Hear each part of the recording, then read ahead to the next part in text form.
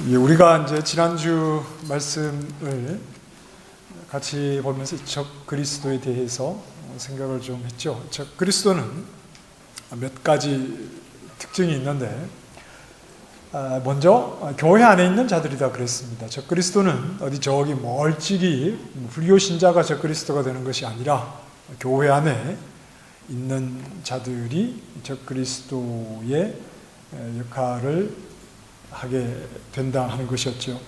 그래서 교회와 매우 유사해 보입니다. 예배를 드리기도 하고 또 성경을 배우기도 하고 또 기도 생활을 하는 것 같은데, 그래서 교회 안에서 때로는 교회처럼 보이지만, 여기서 말하는 교회는 성도입니다. 성도. 교회처럼 보이지만 그런데 교회와는 분명한 구별이 있다고 그랬습니다. 겉으로 보기에는 교회처럼 성도처럼 보이지만 분명한 구별이 있는데, 그들은 성령을 받지 못한 자들이다. 성령을 받지 못한 자들을 말합니다.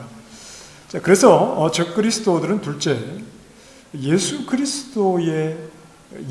그리스도이신 것을 온전하게 인정하지 못하죠. 예수님의 신성과 또 인성, 완전한 하나님이시면서 완전한 사람인 것을 그들은 인정을 하지 않습니다. 아니, 인정할 수 없다고 해야 되겠죠? 기독교 역사 속에서 늘 있어 오던 자들인데, 예수 그리스도는 사람이다 이렇게 말합니다. 그리고 예수는 예수라고 하는 사람이 있었는데 그리스도의 영이 이제 세례를 받을 때 들어왔다가 십자가에서 죽기 전에 나갔다. 그래서 하나님의 아들이 죽은 것이 아니다. 예수라는 사람이 죽었을 뿐이다. 이런 말을 하기도 하죠. 그리고 예수는 훌륭한 선생 정도 그렇게 생각을 합니다. 이렇게 성령을 받지 못한 자들이 교회 안에서 진리를 인정하지 않고 진리를 왜곡하는 이런 자들을 가리켜서 적 그리스도들 이렇게 성령은 말하고, 성령을 받지 못한 이러한 자들을 예배당 교회 밖에 있는 자들을 가리켜서 세상이다 이렇게 말합니다. 그러니 교회 밖에서 성령 없이 하나님을 알지 못하는 세상과 교회 예배당 안에는 있지만 성령의 사람이 아닌 자들과는 사실 동일한 사람들이라고 봐야 되겠죠. 왜냐하면 우리를 하나님의 백성과 아닌 자들로 구분하는 그 기준은 성령을 받은 사람들이냐 성령을 받지 못한 사람들이냐 하는 것으로 결정을 하기 때문에 그렇습니다. 우리가 성령을 받았다는 말을 신비적인 체험으로만 이해를 하려고 하면 안 된다 그랬습니다. 성령을 받았느냐? 이 말이 곧 당신은 어떤 영적인 신비한 체험을 했느냐?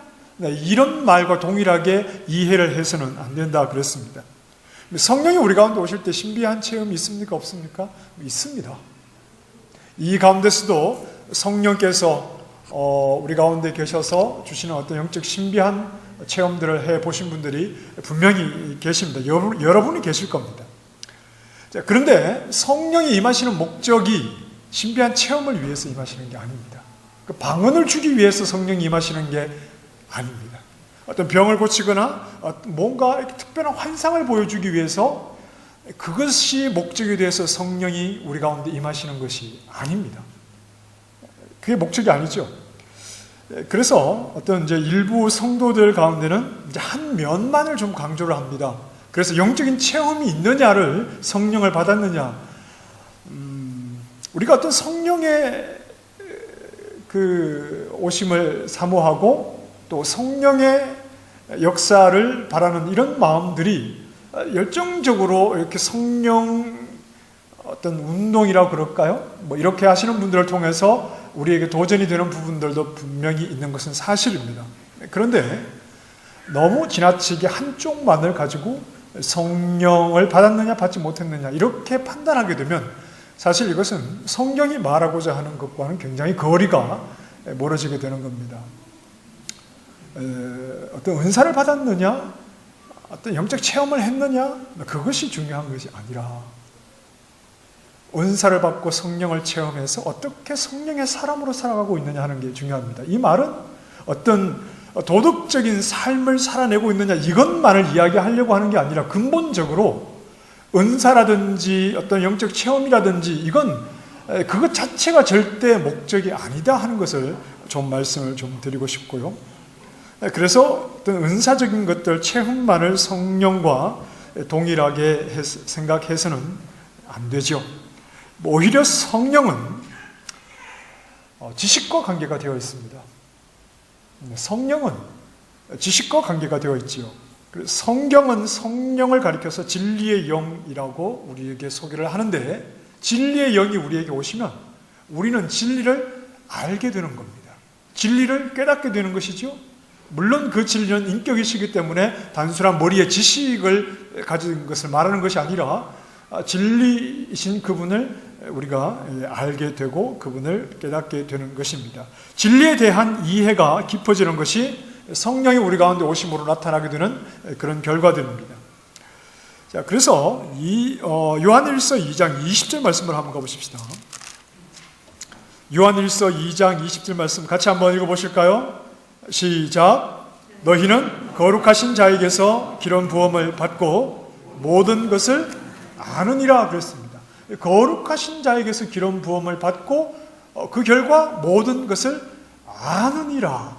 기름 부음을 받은 결과가 알게 되었다 하는 겁니다. 지식을 얻게 되었다 하는 것입니다. 거룩하신 자는 예수 그리스도를 가리킵니다. 기름 부음을 받았다는 것은 성령의 임재를 가리키는 겁니다. 성령의 임재를 기름 부음과 관련해서 성경은 자주 말씀을 합니다. 자, 구약 시대의 기름 부음은 특별한 신분을 가진 사람들을 세울 때 기름을 부어서 세웠죠. 그 어떤 사람들이었죠? 왕이나 제사장이나 선지자, 이런 사람들은 특별히 구별된 사람들이기 때문에 이들을 세울 때는 그들에게 기름을 부어서 이들을 세웁니다. 그래서 기름 부음을 받은 자들이 감당하는 직분은 다른 사람들과는 구별된 것이라는 것을 분명하게 드러내는 방법으로 기름을 부었습니다. 우리에게 주어진 기름 부음은 바로 우리를 구별되게 하는 것이죠. 세상과 구별되게 하는 겁니다. 세상과 구별되이 우리에게 기름을 부으셔서 세상과 구별되어서 하나님을 섬기는 자로 살아가게 하시죠. 우리가 왕같은 제사장, 하나님의 구별된 사람으로 하나님을 섬기는 자들이기 때문에 우리에게 기름 부음, 즉 예수 그리스도 거룩하신 예수님으로부터 우리는 기름 부음을 받은 자들입니다. 거룩하신 자에게서 기름 부음을 받았다는 것은 예수 그리스도가 성령으로 충만하신 분이라고 했죠. 예수님은 성령으로 잉태되셨고 또 하나님에게서 보냄받은 자에게 하나님이 성령을 한량없이 부어주셨습니다. 성령 충만하신 예수 그리스도와 연합된 자들이기 때문에 당연히 우리에게도 성령 충만함이 우리가 연합된 예수 그리스도에게 속한 자들이 되었기 때문에 성령 충만하신 예수 그리스도에 의해서 우리 또한 그분께 연합된 우리 또한 성령의 충만함을 받은 것이다. 이렇게 이해할 수 있고, 부활하신 예수 그리스도가 하늘에 오르시기 전에 우리에게 성령이 임했습니까? 임하지 않았습니까? 임하지 않았죠? 예수님이 하늘에 오르시기 전에 성령이 임하지 않았습니다. 예수님께서 하늘에 오르신 이후에야 우리에게 성령이 임하시는데 그리스도께서 우리에게 성령을 부어주시기 때문에 그렇습니다. 그래서 사도행전 3장 33절에 보면 하나님이 오른손으로 예수를 높이심에 예수님을 죽음에서 일으키셔서 다시 보좌 우편에 앉히심에 아버지에게서 약속하신 성령을 아버지로부터 아들이 받아서 우리에게 부어주셨다, 이렇게 말합니다.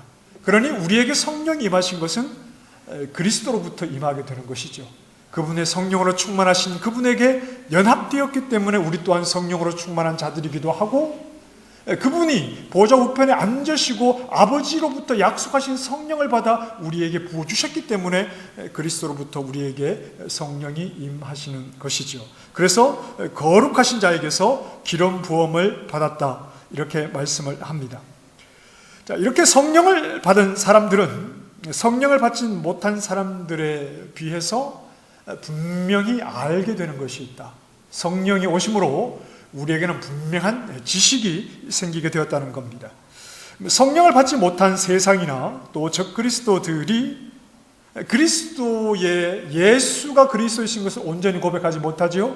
예수 그리스도가 하나님이시면서 동시에 사람이라고 하는 이 사실을 분명하게 고백하지 못하는 사람들이 성령을 받지 못한 세상과 교회 안에는 있으나 성령을 받지 못해서 진리를 왜곡하는 어떤 적그리스도의 모습이라고 말했습니다. 그러나 이들과 달리 성령을 받은 교회, 성령을 받은 하나님의 사람들은 예수 그리스도가 참 하나님이시면서 동시에 사람이시라는 것을 분명하게 고백하고 있는 것이죠. 자, 너희는 거룩하신 자에게서 기름 부음을 받고 모든 것을 아느니라고 했을 때 이 모든 것이라고 하는 것은 모든 지식을 말하는 것은 아닙니다. 지금 사도 요한이 이 본문 말씀에서 말하고자 하는 것은 모든 것을 안다. 성령이 너희에게 오심으로 모든 것을 안다는 말은 예수 그리스도가 어떤 분인지에 대해서 너희는 분명하게 안다. 이런 말이겠죠. 하나님이신 그분과 동시에 아들이신 그분을 너희는 분명하게 안다. 예수가 그리스도이신 것을 분명하게 알고 고백하게 되었다. 이 말이 바로 너희가 기름 부음을 받아 모든 것을 안다라고 하는 말의 의미입니다. 자, 앞으로 가셔서 요한일서 1장을 한번 가보십시다. 요한일서 1장 1절에서 3절까지의 말씀 같이 한번 읽어보실까요? 요한일서 1장 1절에서 3절 시작. 태초부터 있는 생명의 말씀에 관하여는 우리가 들은 바요 눈으로 본 바요 자세히 보고 우리의 손으로 만진 바라. 이 생명이 나타내신 바 된지라. 이 영원한 생명을 우리가 보았고 증언하여 너희에게 전하노니 이는 아버지와 함께 계시다가 우리에게 나타내신 바 된 이시니라. 우리가 보고 들은 바를 너희에게도 전함은 너희로 우리와 사귐이 있게 하려 함이니 우리의 사귐은 아버지와 그의 아들 예수 그리스도와 더불어 누림이라. 사도 요한이 분명히 전하고자 하는 진리이신 그리스도를 무엇이라고 처음에 소개하느냐 하면 태초부터 있는 생명의 말씀이다 그랬습니다. 2절에서는 이 영원한 생명이라고 그랬습니다. 태초부터 계신 생명의 말씀, 그 영원한 생명이라는 말은 신적인 존재라는 말이죠. 사람이 아니라는 말입니다. 자, 그런데 또한 그분을 태초부터 있는 생명의 말씀, 신적인 존재이신 그분을 우리가 눈으로 보고 손으로 만졌다 그랬습니다. 영을 우리가 눈으로 볼 수는 없지요. 영이신 하나님을 우리가 손으로 만질 수는 없습니다. 예수 그리스도가 태초부터 계신 생명이신데 그 영원한 생명, 그분은 육을 입지 않으신 하나님이십니다. 그런데 그분을 우리가 동시에 눈으로 봤다는 겁니다. 손으로 만졌다는 겁니다. 그러니 그분은 동시에 또한 완전한 몸을 입으신 사람이었다는 겁니다. 예수 그리스도가 누구냐? 그분은 하나님이신데 영원한 생명이신데 또한 우리가 직접 눈으로 보고 우리가 직접 손으로 만졌다. 사도들이 예수님과 함께 하면서 그러니 그분은 온전한 사람이시기도 하다. 성령의 기름 부음을 받은 참된 교회는 예수 그리스도가 참 하나님이시고 또 예수 그리스도가 참 사람이시라는 사실에 대해서 어떤 의심도 없이 분명한 확신을 가진 사람들이 성령의 사람이라는 말입니다. 너무 조금 지나치게 과장을 하고 조금 왜곡이 되어서 뭔가 막 이렇게 좀 약간 이상한 소리 하고 이상한 소리 나는데 좀 남들이 하지 않는 막 그런 소리, 막 기도를 많이 한다고 하면서 막 뭔가 막 영적인 뭔가 이렇게 막 지시를 하는 듯한 뭔가 영적인 좀 영적으로 특별한, 그래서 영적인 우월감을 가지고 뭔가 막 이렇게 하나님의 신비한 뜻을 깊이 깨달아 안 것처럼 어떤 그런 모습이 성령의 사람의 모습이 아니라, 어떤 일부분은 그럴 수도 있겠습니다만 그것이 아니라 지금 사도 요한이 우리에게 말하고자 하는 것은 누가 진정한 성령의 사람이냐? 성령의 사람은 참 지식을 가진 사람인데 눈에 보이지 아니하는 예수 그리스도, 그분이 하나님의 아들이셨던 것과 그러나 몸을 입고 오셨다는 이 하나님이시면서 사람이라는 이 사실에 대해서 의심하지 않고 분명하게 확신하는 사람이 진정 성령의 사람이다. 왜냐? 성령의 사람이 아니고는 성령이 아니고는 이 사실을 분명히 말할 수가 없기 때문이다. 이렇게 말하는 것이죠. 자, 오늘 우리가 읽은 본문 27절, 2장 27절 말씀 다시 한번 읽어보십시다. 2장 27절에 시작. 너희는 주께 받은 바 기름 부음이 너희 안에 거하나니 아무도 너희를 가르칠 필요가 없고 오직 그의 기름 부음이 모든 것을 너희에게 가르치며 또 참되고 거짓이 없으니 너희를 가르친 그대로 주 안에 거하라. 자, 그렇다면 성령의 사람인 우리가 성령이 우리에게 가르쳐 주시니까 아무도 너희를 가르칠 필요가 없다 그랬습니다. 오직 그 기름 부음이 모든 것을 너희에게 가르치며 또 참되고 거짓 없으니 성령의 기름 부음을 받은 우리가 아무도 우리를 가르칠 필요가 없다. 성령이 우리에게 다 가르쳐 주신다. 그러니까 성경을 따로 누군가에게 배울 필요는 없겠죠?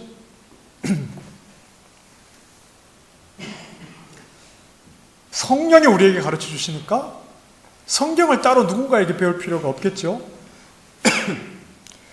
네, 이렇게 문자적으로 이해하는 사람들이 있다는 겁니다. 그 성령이 정말 이런 분이 있습니다. 성령이 우리에게 가르쳐 주니까 이 말씀을 문자 그대로 인용을 해서 따로 성경을 배울 필요가 없고 따로 누가 성경을 가르쳐 줄 필요가 없고 기도하면 성령이 가르쳐 주신다고 이렇게 말하는 사람들이 있습니다. 교회 안에서는 이제 성경 공부도 필요 없고 특별히 설교를 들을 필요도 없고 그냥 기도하면 성령이 다 가르쳐 주시니까 기도만 하면 된다. 이렇게 생각하는 사람이 실제로 있습니다. 그런데 27절의 말씀은 그런 의미가 아니라 성령이 진리의 가르침의 주체가 되신다는 말이죠. 성령이 가르쳐 주시니까 성경 공부, 설교 이런 거 다 필요 없고 그냥 기도하면 성령이 우리에게 가르쳐 주신다는 말이 아니라 모든 진리의 가르침은 그 주체가 성령이시다 하는 말입니다. 요한복음 14장 26절에 보면 보혜사 곧 아버지께서 내 이름으로 보내실 성령 그가 너희에게 모든 것을 가르치고 내가 너희에게 말한 모든 것을 생각나게 하시리라 그랬습니다. 우리에게 예수님께서 이제 하늘에 오르시고 성령을 우리에게 주실 때 성령이 오셔서 하시는 일이 뭐냐? 너희에게 모든 것을 가르치고 내가 너희에게 말한 모든 것을 생각나게 하시리라. 그 모든 것을 가르친다는 말은 이제 성령께서 오셔서 진리의 영이신 그분이 오셔서 진리이신 예수 그리스도가 이루신 사역, 예수 그리스도가 가르치신 그 모든 것에 대해서 성령이 주체가 되셔서 이 모든 것을 우리에게 깨닫게 하시고 믿게 하신다는 말입니다. 자, 그러니 진리에 대한 가르침과 설교와 성경 공부가 성령이 배제된 채로 이루어져서는 안 된다 이런 말이죠. 성령이 배제된 채 성경 공부가 진행이 되고 설교를 하고 이렇게 진리를 가르치는 일이 되어서는 안 됩니다. 자, 목사가 성경을 가르치고 또 우리 주일학교에서 교사가 성경을 가르치지만 그 가르침은 철저히 성령이 주체가 되시는 겁니다. 제가 설교를 하고 교사들이 가르치는데 그 주체는 철저하게 성령이라는 사실을 우리는 늘 생각을 해야 합니다. 성령의 도우심을 구하고 또 맡겨드리기를 간절히 구하면서 말씀을 가르치는 자리에 서야 됩니다. 이것이 가장 말씀을 가르치는 자에게는 가장 중요합니다. 성령이 주체가 되시도록 다 우리는 자리를 양보해야 되죠. 이렇게 말할 수 있습니다. 성령의 조명하심을 구하지 않고도 성경을 가르칠 수 있고 성령의 조명을 하심을 구하지도 않고 설교를 해서 은혜를 끼칠 수 있고 성령의 조명하심을 구하지 않고 설교를 해서 감동을 끼칠 수 있는 설교는 엉터리입니다. 그렇게 설교를 하고 그렇게 가르치는 분은 물론 없을 것입니다만 우리는 더욱더 하나님 말씀을, 진리의 말씀을 누군가에게 전한다고 할 때 우리 교사들도 굉장히 이 부분은 정말 하나님 앞에서 잘 준비하셔야 하는 부분입니다. 너무 급하게 살다가 주일 아침에 그냥 일어나가지고 공과책 한 뒤적뒤적 이렇게 해서, 아니면 교회 오는 길에 차에서 공과책 뒤적뒤적 해서 아이들에게 가르치는 건, 그래서 아이들이 주목하고 아이들이 막 이렇게 막 빨려드는 듯한, 그래서 막 집중을 하고 말씀을 배우는 것 같아도 그건 잘못된 겁니다. 하나님 앞에 기도하고 작은 한마디, 아이들이 뭐 알아듣지도 못할 것 같아도 그 작은 진리의 말씀 한마디를 아이들에게 전할 때 이 주체는 하나님이셔야지, 성령이셔야지, 내가 가지고 있는 지식과 내 지혜를 가지고 내가 아이들을 어떻게 통솔할 수 있는 능력을 가지고 아이들을 움직이고 아이들이 그게 집중하게 되고, 그렇게 한다고 해서 그것이 성공적인 가르침이냐? 아닙니다. 절대 그렇지 않다는 겁니다. 절대 그렇지 않습니다. 제가 설교를 준비해서 하나님 말씀을 전하면서 성령의 도우심과 성령의 조명하심을 간절히 구하지 않고 이 자리에 서서 여러분을 울릴 수도 있고 여러분을 웃길 수도 있습니다. 그러면 여러분 예배당 나가시면서 그러시겠죠. 야, 오늘 말씀 좋았어. 야, 오늘 참 은혜로웠어. 그런데 무엇이 말씀이 좋고 무엇이 은혜스러웠는지는 나중 문제고, 그런 식으로 말씀이 전하여져서는 진정한 은혜가 되지 않는다는 겁니다. 그것이 진정한 성도들을 감동시키는 하나님의 말씀일 수가 없다는 거죠. 말씀을 듣는 입장에서도 그렇습니다. 성령께서 이해할 수 있도록 도와주시기를, 내가 듣고 깨달을 수 있도록 그 지각을 열어주시기를 기도해야 합니다. 그냥 졸다가도 뭐 이렇게 눈 떠서 막 이렇게 감동받고 은혜받고 그런 말씀은 잘 없습니다. 그렇게 설교를 그렇게 기대하시면서 들으시면 안 됩니다. 준비되지 않은 상태에서 말씀을 들으시려고 해서는 안 됩니다. 뭘 준비해야 됩니까? 하나님의 말씀을 듣기 전에 성령께서 나에게 지각을 열어주셔서 무슨 말씀을 하시고 그 말씀 속에서 내가 그 하나님의 진리의 말씀, 나에게 무엇을 가르쳐 주는지를 잘 듣고 이해할 수 있도록 하나님 앞에 충분히 기도하고 하나님의 말씀을 듣는 자리에 서야 됩니다. 설교는 말씀을 전하고 듣는 것이겠죠. 듣는 것이죠. 그래서 설교자에게는 성도가 굉장히 중요합니다. 설교자가 하는 메시지를 성도들이 듣지 않습니까? 그런데 설교자에게 제일 두려운 부분은 성도가 아닙니다. 성도가 굉장히 중요하지요. 성도가 없으면 설교가 진행될 수가 없겠죠. 그런데 설교자에게는 성도가 두려운 존재가 아닙니다.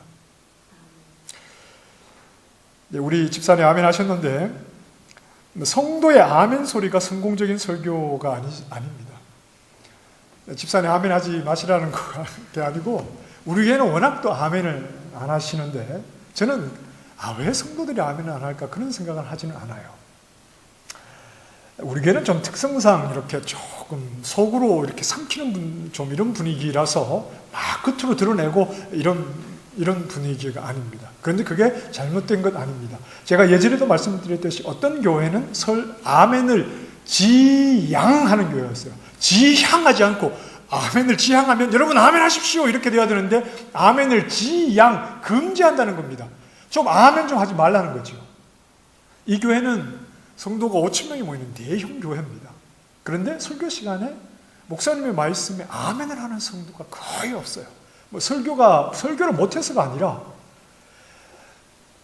제가 예전에 이제 신대원을 다닐 때 신대원에는 매일 이제 오전에 예배가 있습니다. 매일 오전에 예배가 있고 우리 신학교 교수님들이나 외부에서 강사가 오셔서 이제 한 30분, 한 4, 50분 이렇게 예배가 있는데, 이제 소천하신 사랑의 교회 옥한 목사님이 이제 오셔서 그 신대원 이제 예배 시간에 말씀을 전하시는데, 그 예배 시간에 맨 앞자리에 앉는 전도사님이, 아주 열정적인 전도사님이 한 분 계시는데, 이분은 목소리도 얼마나 크신지, 말씀 목사님이 하나님은 살아계십니다 그러면 아멘 그래요. 하나님 우리와 함께 하십니다 아멘 그래요. 그냥 목사님이 전하는 말씀 한마디가 끝날 때마다 아멘, 아멘 앞에서 맨 앞자리에서 그러니까 옥하는 목사님이 설교를 하시다가 호통을 치셨어요. 호통을. 이봐요, 당신 때문에 내가 설교를 못하겠으니까 좀 아멘 좀 작작하시오. 그래. 그게 얼마나 예, 뭐 그 다음 날 또 그분이 열심히 아멘 하셨는데, 성도들의 아멘 소리가 설교의 성공을 결정하는 것 아닙니다. 여러분 좀 오해하지 마시고 아멘을 유도하는 설교, 이런 설교, 그런 건 좀 잘못됐죠. 왜냐하면 간혹 성도들의 핵심이 아닌 부분에도 아멘 하시는 경우가 있습니다. 우리 집사님 전혀 아멘 안 하시는데, 이제 전혀 부담 가지지 마시고, 제가 드리는 말씀은 하나님의 말씀을 전하는 설교가 무엇이 성공적인, 만약에 성공이라는 말을 붙인다면 무엇이 성공적인 설교겠느냐 하는 겁니다. 충분히 진리의 주체이신 성령을 의지하지 않고 뭐 웃기는 말, 또 성도들의 감동하는 말 얼마든지 전할 수 있지만 그게 성공적인 설교도 아니요, 성도들이 무조건 아멘을 큰 소리로 한다고 해서 그것도 성공적인 설교가 아니라, 말씀을 전하는 자나 말씀을 듣는 자나 진리의 주체는 성령이신 줄 알아 철저하게 성령의 도우심을 구하고 의지하는 가운데 하나님의 말씀이 선포될 때 그 말씀이 옳은 말씀이다 하는 말이죠. 설교자는 늘 성령의 주관하심을 간절히 사모하며 설교할 뿐입니다. 성령께서 준비하는 과정부터 말씀이 선포되는 그 시간까지 성령께서 모든 것을 주관해 가시기를 사모하며 설교를 할 뿐입니다. 왜냐하면 진리를 전하는 것이기 때문에 그렇습니다. 그리고 진리의 주체는, 진리를 가르치는 주체는 성령이시기 때문에 그렇습니다. 만약 성령의 조명과 주관하심이 없이 성도들이 은혜 받았다고 하면 정말 고민해 봐야 됩니다. 제가 설교를 했는데 간절하게 성령을 의지하고 성령의 도우심을 구하지도 않은 채 설교를 했는데 성도들이 은혜 받았다, 그러면 좀 고민해 봐야겠죠. 설교는 단순한 지식, 그리고 그 지식에 동의하는 수준이 아니기 때문에 그렇습니다. 성도들도 충분히 성령의 도우심을 구하지 않은 상태에서 은혜 받겠다는 생각을 버리셔야 됩니다. 예배 전에 옆에 있는 성도들과 또 대화를 나누고, 또 예배 막 시작하기 전까지 바깥에 계시는 분들도 계시고, 또 예배가 이미 찬양 가운데 시작이 되었는데 또 바깥에서 대화를 나누시는 분들도 계시는데요. 뭐 어쩔 수 없이 그러실 수도 있겠는데, 그렇게 준비되지 않은 마음으로 그냥 예배당에 앉았다고 해서 은혜가 될 것이라는 기대는 좀 버리셔야 됩니다. 말씀은, 설교자가 전하는 하나님의 말씀이 은혜가 되지 않는 말씀이 있나요? 저는 영적으로 굉장히 어떤 갈급해하고 굉장히 영적으로 좀 고독한 시간을 보낸 적이 있는데, 드리는 예배마다 전하시는 설교자마다 은혜가 안 되는 말씀은 없었습니다. 그냥 하나님이라는 말씀을 해주는 것만 너무나 감사하고, 하나님 말씀 속에서 하나님이 어떠한 분이신가, 우리가 어떤 은혜를 입었는가를 그냥 어떤 테크닉 이런 것이 아니라 하나님의 말씀을 그대로 전해주시는 그 말씀이 제 귀에 들린다는 것만으로도 저는 너무나 은혜가 되었어요. 제가 설교를 아무렇게나 해도 은혜 받으라는 그런 말씀이 아니고요. 우리는 설교자가 어떤 말씀을 전하고 얼마나 설교를 잘 준비해 왔는지 한번 보자, 그런 자세로 말씀을 듣는 자리에 서는 것이 아니라, 설교자가 하나님의 말씀을 그대로 그냥 여러분들에게 가르치는 것 외에 그거보다 더 좋은 말씀이 어디에 있습니까? 66권의 말씀을 그냥 웃기는 이야기 안 하고 뭐 감동적인 이야기 없이 66권의 말씀을 그대로 여러분들에게 전해드리는 것보다 더 능력 있는 말씀이 어디에 있습니까? 그러니 하나님의 말씀을 통해서 은혜를 받기를 원하면 준비를 하시고 하나님 말씀 앞에 앉아야 됩니다. 성령께서 내 귀를 열어주셔서 뭐 특별한 말씀 은혜 받는 게 아니잖아요. 특별한 말씀 은혜 받는 것이 아니라 어디 내가 마음이 막 힘들어서 어떤 집회에 갔는데 그냥 평소에 듣던 그 말씀이 내 가슴을 때리면 그게 은혜가 되는 건 아닙니까? 뭐 한 번도 들어보지 못했던 뭐 특별한 말씀을 제가 전합니까? 뭐 그런 거 아니지 않습니까? 그러니 내 마음이 준비되고 성령께서 말씀해 주실 때 내 귀를 열어주시고 지각을 열어 하나님의 말씀을 바르게 듣게 해주시기를 준비한 마음으로 하나님 말씀 앞에 서게 될 때 우리는 모든 시간 하나님의 은혜를 경험하게 되는 것이죠. 그래서 성도들과 대화도 좋지만 예배 전에는 하나님 앞에 기도로 준비를 하셔야 하고 말씀을 듣는 자신과 말씀을 전하는 사역자를 위해서 기도하시면서 저기 앞에 정 목사가 자기 생각으로 헛소리하지 않고 또 말씀을 듣는 성도들이 그냥 예배 시간에 딴 생각하지 않고 전하는 자도 말씀을 듣는 자도 성령 안에서 하나님 말씀을 들을 수 있도록 기도로 잘 준비하실 때 하나님 말씀은 은혜가 되는 것입니다. 오직 그의 기름 부으심이 모든 것을 가르친다고 할 때 그 가르침의 주체는 곧 성령이시다 하는 거지요. 우리가 한 가지 더 생각해 볼 것은 사도 요한이 아들이신 예수 그리스도에 대한 분명한 이해와 지식이 아버지와의 관계에서도 빠질 수 없는 것이라고 강조를 합니다. 자, 23절과 24절입니다. 같이 읽겠습니다. 시작. 아들을 부인하는 자에게는 또한 아버지가 없어되 아들을 시인하는 자에게는 아버지도 있느니라. 너희는 처음부터 들은 것을 너희 안에 거하게 하라. 처음부터 들은 것이 너희 안에 거하면 너희가 아들과 아버지 안에 거하리라. 예수님은 이렇게 말씀하십니다. 나를 본 자는 누구를 보았다고요? 아버지를 보았다. 이 말씀은 예수님을 바르게 알지 못하고는 하나님 아버지를 바르게 알 수 없다는 말입니다. 아들 밖에서는 아버지를 알 길이 없습니다. 나로 말미암지 않고는 아버지께로 올 자가 없다. 아들을 바르게 알지 못하고 아버지를 바르게 알 수가 없습니다. 아들 밖에서 아버지를 알려는 시도 자체가 불가능하시죠? 몸을 입고 오신 예수님의 인성과 그러나 태초에 하나님과 함께 하시던 영원한 생명이신 그분의 신성을 인정하지 못하는 자는 결국 하나님에게 나아갈 수가 없죠. 하나님에 대한 바른 지식을 가질 수가 없습니다. 예수님이 오신 것은 아버지의 뜻을 따라서 오셨죠. 아버지께서 죄악된 세상 가운데 자기 백성을 구원해내시는 그 사역을 이루기 위해서, 그 아버지의 뜻을 이루기 위해서 예수님께서 오셨습니다.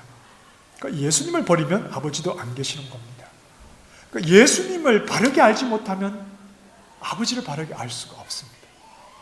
우리는 예수님을 통해서 아버지께 나아갈 수 있죠. 그리고 아버지의 뜻은 예수님을 통해서 우리에게 오는 겁니다. 예수님 밖에서 아버지의 뜻이 우리에게 나타납니까? 그렇지 않아요. 이미 이 세상을 지으시기 전에 예수 그리스도 안에서 모든 것을 이루시기를 계획하셨죠. 예수 그리스도 밖에서 아버지의 뜻이 우리에게 있습니까? 예수님이 성경을 가리켜 뭐라고 말씀하셨죠? 너희가 성경에서 영생을 얻는 줄 알고 성경을 연구하는데 구약을 가리키는 것이었죠? 이 성경이 누구에 대해서 말씀하고 있죠? 예수님에 대해서 말씀하고 있죠. 예수님 밖에서 아버지의 뜻이 있다고 생각하십니까? 아닙니다. 없습니다. 우리가 아버지께로 갈 수 있는 것은 예수 그리스도를 통해서 갈 뿐이고 아버지의 뜻은 예수 그리스도를 통해서 우리에게 올 뿐입니다. 예수님 안에 모든 것이 있어요. 우리는 자꾸 나는 예수 믿었으니까 됐고 십자가에서 내 죄를 대신해서 피 흘리신 예수님 믿었으니까 됐고 이제 나는 뭔가 다른 것을 해보겠다는 겁니다. 예수님을 믿으니까 뭔가 사명을 가지고 한번 살아보겠고 이런 얘기를 자꾸 하는데 그렇지 않아요. 제가 늘 말씀드렸던 것처럼 우리는 예수님을 믿었고 예수님을 믿고 있고 앞으로도 예수님을 믿을 뿐입니다. 예수님을 믿는다는 말이 단순한 말이 아닙니다. 그저 한번 통과해버리면 끝나는 그런 말이 아닙니다. 예수님을 믿는다는 것에 우리의 모든 것이 다 들어있어요. 그러니 예수 그리스도를 알지 못하는 자는 아버지도 알 수 없고 예수 그리스도를 바르게 아는 자는 성령이 우리 가운데 오셔서 그분이 하나님의 아들이신 것과 사람의 몸을 입으신 분이라는 것을 우리에게 알게 하시고 믿게 해주실 때 예수 그리스도를 바르게 아는 것이니, 예수 그리스도를 바르게 아는 것이 곧 하나님을 아는 것이고, 예수 그리스도를 바르게 아는 것이 곧 성령을 아는 사람인 것이지요. 그러니 예수 그리스도를 모르면 삼위 하나님도 모르는 것이고, 예수 그리스도를 바르게 알게 되었다는 것이 하나님과 예수님을 바르게 알게 하시는 성령을 아는, 삼위 하나님을 바르게 아는 자다 하는 겁니다. 예수 그리스도가 누구신지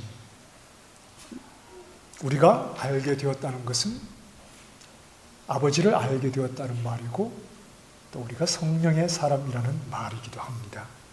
이것보다 더 큰 복은 우리에게 없습니다. 우리를 구원하시기 위해서 오신 예수 그리스도와 예수 그리스도가 보신 아버지의 뜻과 이 모든 일을 우리에게 깨닫게 하시고 적용하시는 성령의 역사 가운데 있는 것보다 우리에게 더 큰 복은 없습니다. 그리스도를 더 깊이 알아가는 은혜가 우리에게 넘치기를 원합니다. 예수 그리스도를 더 깊이, 여러분, 예수님 우리 조금밖에 몰라요. 성경 66권을 통해서 우리는 예수님을 알아야 돼요. 예수님을 깊이 알아감으로 아버지와 성령을 깊이 아는 진실로 복된 믿음의 종들이 다 되시기를 주님의 이름으로 축원합니다. 기도하십시오.